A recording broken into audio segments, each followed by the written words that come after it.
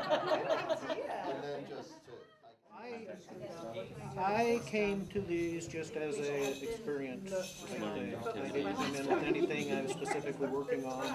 I just like this type of stuff and surrounding myself with people and ideas and see what happens.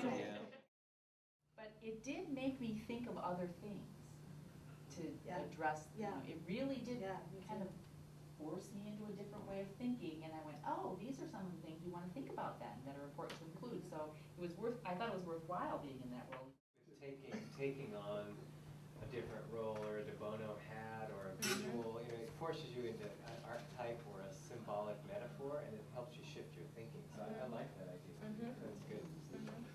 You were just talking about you're all connected. It's a very positive role that needs to be played in understanding the barriers in your culture that's going to kill your idea or kill your work.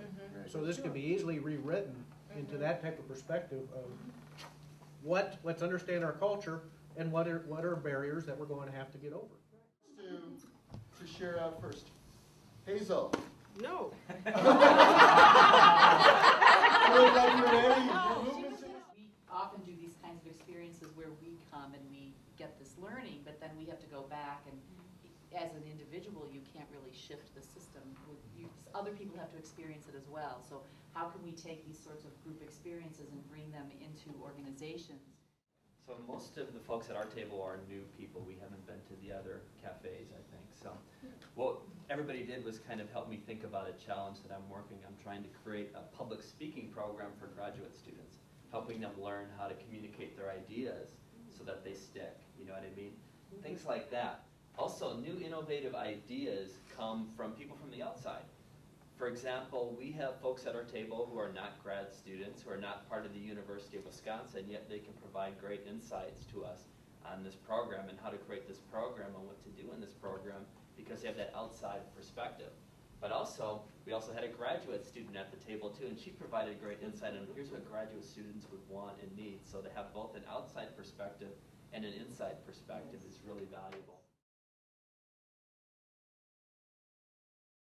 In this university setting, for example, you might spend a lot of time working with a couple of professors, but if you can get one idea out into the world, it can make a huge difference to a lot of people. And it's important to remember that goal. We're all about creating a good sort of bio-regional brand that would help create good throughput. And Yeah, I was going to say keep things flowing. Keep things flowing. It's just about flow. I don't know if that helps at all. He says if you don't like how things look from this perspective, and he crawled up a ladder and then looked back down, he saes change your perspective. You look at it from a different angle. And that's always stuck with me. So I'm always, like everybody's discussing it from this perspective. I said, well, if you stand over here. So I'm always being able to dynamically scan in, look for the details, but also to zoom up. So the mouse eye view and the eagle eye view, especially when we're feeling overwhelmed by the turbulence of what's in the moment, to just zoom up and take a bigger picture and put that in a context, and it allows us, I think, to lean into the turbulence. So just dynamically